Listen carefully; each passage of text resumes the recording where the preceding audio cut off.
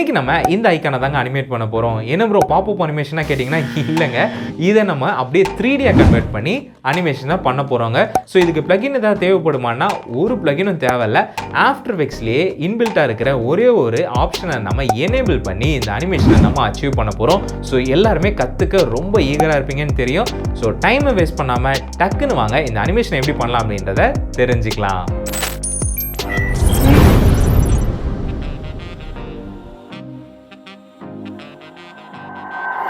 ஓகேங்க, ஃபர்ஸ்ட் ஒரு புது கம்போசிஷனை கிரியேட் பண்ணி நம்ம ஆரம்பிச்சிக்கலாம். ஸோ இந்த ஐக்கானை கிளிக் பண்ணி கம்போசிஷனை கிரியேட் பண்ணிக்கோங்க. இங்கே பார்த்தீங்கன்னா நான் 3D ஃப்ளாட் ஐக்கான் அப்படின்னு சொல்லி கொடுத்துக்கிறேன். ஸோ இங்கே வந்து 20 செகண்ட்ஸ் டைம் இருக்குது. எனக்கு இதெல்லாமே ஓகே, எல்லா செட்டிங்ஸுமே ஓகே. நான் ஜஸ்ட் ஓகே கிளிக் பண்ணிக்கிறேன். இப்போ பார்த்தீங்கன்னா நம்மளுடைய காம்ப் ரெடி ஆயிடுச்சு. இப்போ நம்ம என்ன பண்ணலாம்னா இந்த ஹார்ட் இருக்குது பார்த்தீங்களா, ஸோ இதை தான் நான் வந்து 3Dயாக மாற்ற போகிறேன். ஓகேங்களா, ஸோ அதுக்கு அடுத்து நம்ம ஒரு ஸ்டெப் போகிறதுக்கு முன்னாடி நம்ம ரொம்பவே இம்பார்ட்டண்டான ஒரு செட்டிங்ஸை நம்ம சேஞ்ச் பண்ண வேண்டியது இருக்குது. என்னென்னா இந்த கம்போசிஷன் செட்டிங்ஸ்குள்ளே போய்க்கோங்க. இங்கே போயிட்டு இந்த 3D ரெண்டர் இருக்குது பார்த்தீங்களா, இதுக்குள்ளே போயிட்டு இங்கே வந்து ரெண்டரில் உங்களுக்கு கிளாசிக் 3D இருந்துச்சு அப்படின்னா அதை வந்து சினிமா 4Dயாக மாற்றிக்கோங்க. ஓகேங்களா, இது ரொம்பவே இம்பார்ட்டண்டான ஒரு விஷயம். இது இருந்தால் தான் நம்மளால் பண்ண முடியும். ஓகேங்களா, ஸோ இதை பண்ணிவிட்டு ஓகே ப்ரெஸ் பண்ணிக்கோங்க. ஸோ அதுக்கடுத்து நம்ம என்ன பண்ண போகிறோம் அப்படின்னு பார்த்தீங்கன்னா இதை வந்து முதல்ல ஆட்டோ ட்ரேஸ் பண்ணிக்கலாங்க. அதுக்கு நீங்கள் இந்த ஹார்ட் இமேஜஸ் செலக்ட் பண்ணிவிட்டு லேயருக்குள்ளே போய் ஆட்டோ ட்ரேஸ் ஆப்ஷனை கிளிக் பண்ணிக்கோங்க. இந்த மாதிரி வரும். இதே செட்டிங்ஸை செட் பண்ணிவிட்டு ஓகே கிளிக் பண்ணிடுங்க. ஸோ அதுக்கடுத்து நீங்கள் என்ன பண்ணணும்னா இந்த பிளாங்க் ஸ்பேஸில் ரைட் கிளிக் பண்ணி நியூக்குள்ளே போயிட்டு ஒரு ஷேப் லேயரை கிரியேட் பண்ணிக்கோங்க. இப்போ இந்த ஷேப் லேயருக்குள்ளே போயிட்டு இந்த ஆடுன்னு இருக்குது பார்த்தீங்களா, அதை கிளிக் பண்ணி இந்த பாத்துன்னு இருக்கிறத செலக்ட் பண்ணிக்கோங்க. இப்போ நம்ம என்ன பண்ணலாம் அப்படின்னா இந்த மாஸ்கோட பாத் இருக்குது பார்த்தீங்களா, அதை வந்து நம்ம காப்பி பண்ணிக்கலாம். இப்போ இந்த பாத்துக்குள்ளே போயிட்டு இதை செலக்ட் பண்ணி இங்கே நம்ம காப்பி பண்ணோம் பார்த்தீங்களா, அதை அப்படியே பேஸ்ட் பண்ணிடுங்க.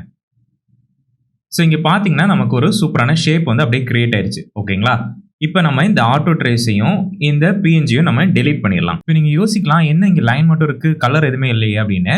அதுக்கு நம்ம என்ன பண்ணணும்னா ஃபில்லை வந்து ஆட் பண்ணணும். ஸோ இதே ஆடில் போயிட்டு ஃபில்லை நீங்கள் ஆட் பண்ணிக்கோங்க. பார்த்தீங்களா, ஃபில் ஆட் ஆயிடுச்சு. ஸோ இதுக்கப்புறமா தான் நம்ம அந்த 3Dயை வந்து எனேபிள் பண்ண போகிறாங்க. ஸோ ரொம்பவே சிம்பிள் தான். ஜஸ்ட் என்ன பண்ணுங்கன்னா இந்த 3D எனேபிள் பண்ணிடுங்க. இந்த 3D ஐக்கானை கிளிக் பண்ண உடனே நமக்கு 3D எனேபிள் ஆயிருமா அப்படின்னா இல்லைங்க. அதுக்கடுத்து நம்ம ஒரு ஸ்டெப் பண்ண வேண்டியது இருக்குது. என்ன அப்படின்னா இந்த ஜியாமெட்ரி ஆப்ஷன் இருக்குது பார்த்தீங்களா, அதுக்குள்ளே போயிருங்க. இந்த எக்ஸ்ட்ரூஷன் டெப்த்ன்னு இருக்குது பார்த்தீங்களா, இதை வந்து இன்க்ரீஸ் பண்ணிக்கோங்க. ஓகேங்களா, ஸோ இப்போ உங்களுக்கு எந்த ஒரு சேஞ்சுமே தெரியாது. இப்போ பாருங்க நான் காமிக்கிறேன். இது இருக்குது பார்த்தீங்களா இந்த ஆக்டிவ் அப்படின்றது, அதாவது என்னன்னா ஆக்டிவ் கேமரா. இதை வந்து கஸ்டம் வியூவாக நீங்கள் மாற்றிக்கோங்க. ஸோ ஜூம் இன் பண்ணி பார்க்கும்போது இங்கே பார்த்தீங்களா ஒரு டெப்த்து தெரியுது. இங்கே பாருங்கள் நான் வேல்யூவை சேஞ்ச் பண்ணுறேன், உங்களுக்கு தெரியும்.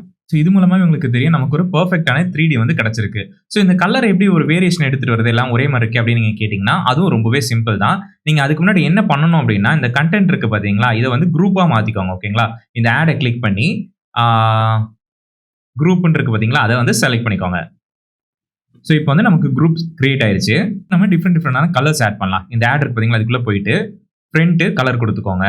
அதுக்கப்புறமா அதே மாதிரி சைடு கலர் கொடுத்துருங்க. அடுத்து வந்து பேக்குக்கும் கலர் கொடுத்துருங்க. இப்போ நம்ம கலரை சேஞ்ச் பண்ணும்போது நான் ஒரு டிஃப்ரெண்டான கலர் கொடுக்குறேன்.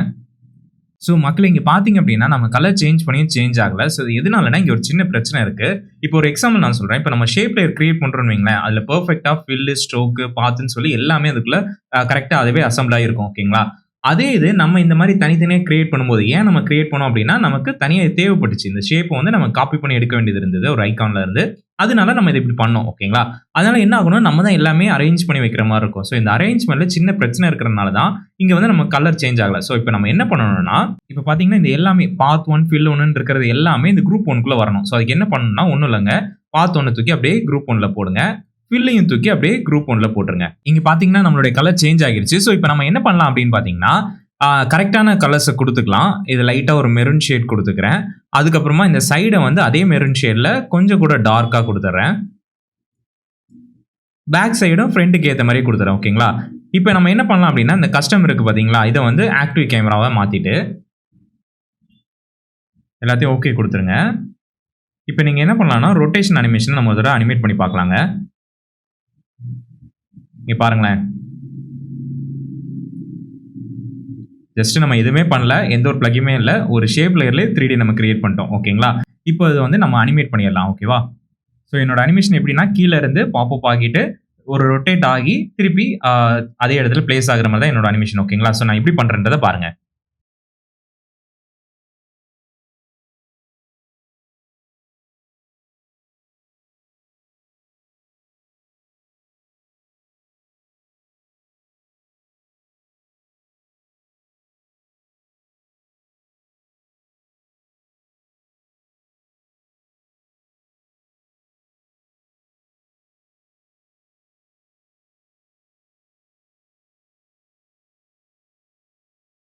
ஓகேங்க, அனிமேஷன் முடிஞ்சிருச்சு. ஈஸியஸ் அப்ளை பண்ணிக்கலாம்.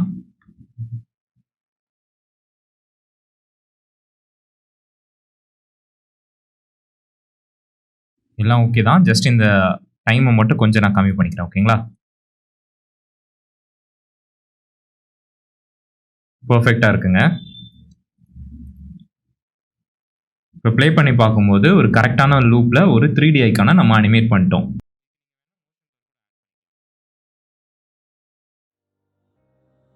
ஸோ மக்களை இந்த வீடியோட எண்டுக்கு நம்ம வந்துட்டோங்க. இந்த வீடியோ உங்களுக்கு உண்மையிலே பயனுள்ளதாக இருந்திருக்கும் நினைக்கிறேன். உங்களுக்கு பிடிச்சிருந்துச்சுன்னா மறக்காமல் அந்த லைக் பட்டனை கிளிக் பண்ணிவிட்டு உங்களுக்கு இன்னும் இந்த மாதிரிப்பட்ட சூப்பரான டாப்பிக்கில் செமையான வேல்யூ ஆடட் எஃபெக்ட்ஸையும் வேல்யூ ஆடடான ஆஃப்டர் எஃபெக்ட்ஸ் டியூட்டோரியல்ஸை நீங்கள் பார்க்கணும் அப்படின்னு ஆசைப்பட்டீங்கன்னா மறக்காமல் நம்ம சேனலை சப்ஸ்கிரைப் பண்ணி நம்ம ஃபேமிலியில் ஜாயின் பண்ணிக்கோங்க.